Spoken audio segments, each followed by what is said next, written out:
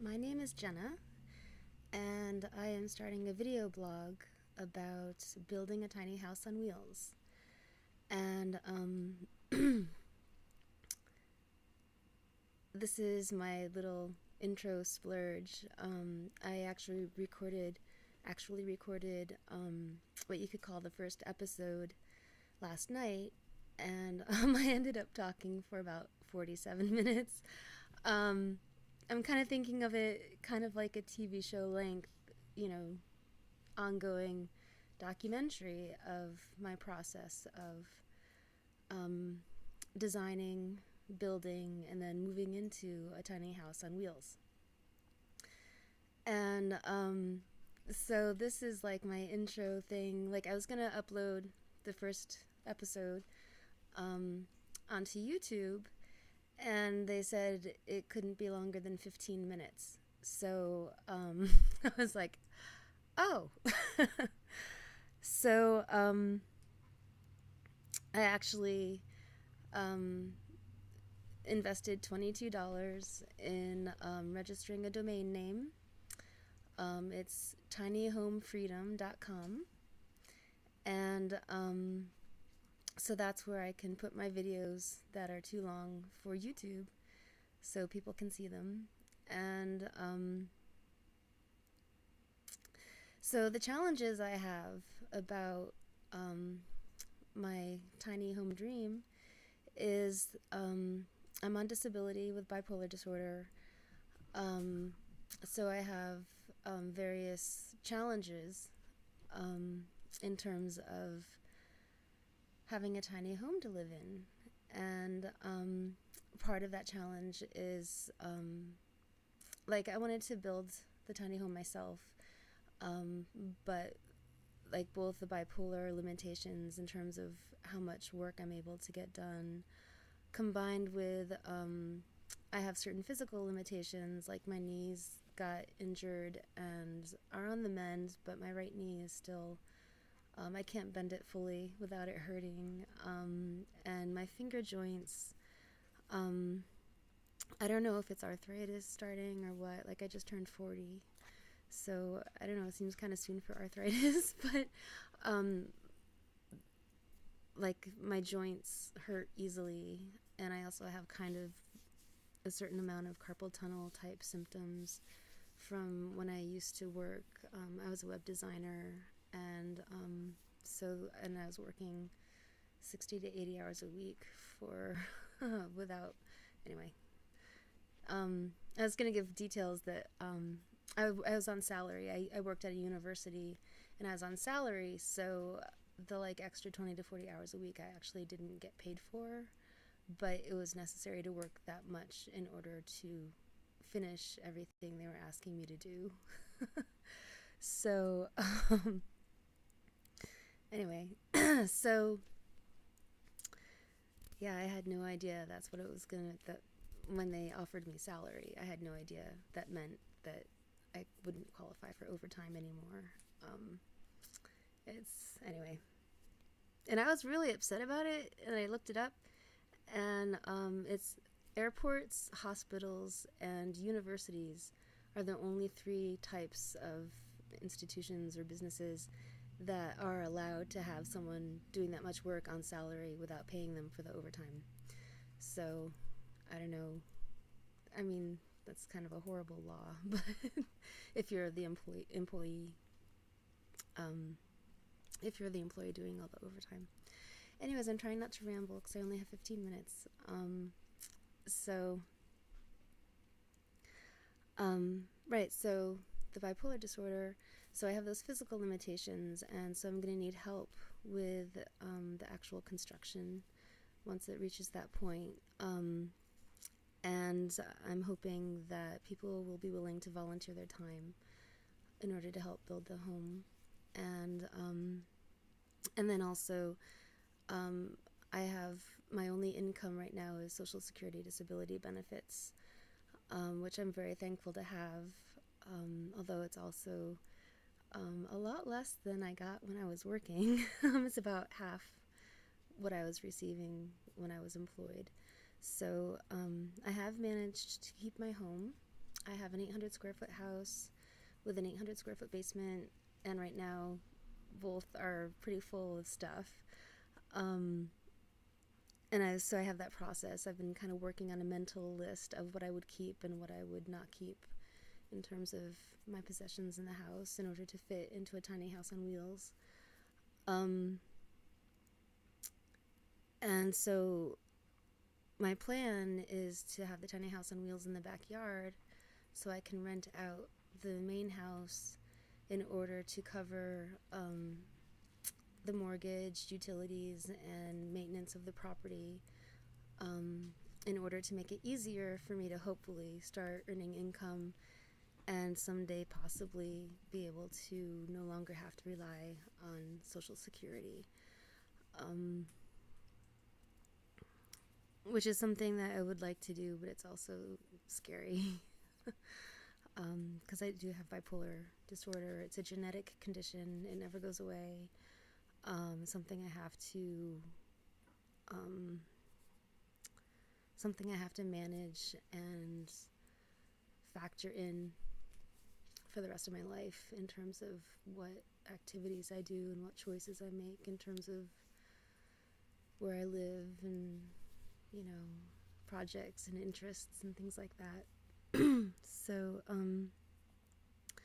I'm hoping to get enough sponsors from businesses that are willing to donate materials for constructing the tiny home, or maybe people that could volunteer with gathering recycled materials. Although I'm hesitant to rely too much on recycled materials because like really old stuff, like old doors, may have been painted with lead, and I guess it's possible to remove the paint, but I don't know if any of it sinks down into the wood. And then more recent recycled materials, say from like the 70s or 80s or something, or the 50s or whatever, they used a lot of chemicals that are toxic, and I would really like to try to make sure that my tiny house is as free of toxins as possible, especially since with the bipolar, like when I'm going through my depression cycle, things are really difficult, and if my body is also a little bit worn down because of dealing with toxins from the home environment, that just makes it even harder. So it makes a lot of sense for me to make sure that my home environment is as healthy as possible. Just like I'm working on trying to make sure that the food I eat is as healthy as possible, which, I'm on food stamps. So it's like going all organic on food stamps, it's expensive. So it's kind of like I'm trying to like figure out, buying organic ingredients like flour, or like soybeans, and then making things myself, which works other than when I'm in the depression part of my cycle. I just really don't have the energy for that, so then I have to buy things ready-made. So anyways, it's a process, but so I'm hoping for help from sponsors in terms of materials and resources, and seems like there was a third thing to talk about with that. Anyway, so so I'm doing this 15-minute or less kind of intro recording. One thing I wanted to say. It is August 15th, right? It's halfway through August. Sorry. I'm a little bit tired today. I stayed up late last night recording the first episode, and so it's kind of, anyway. So it's April 15th. Halfway through April, and it is snowing outside.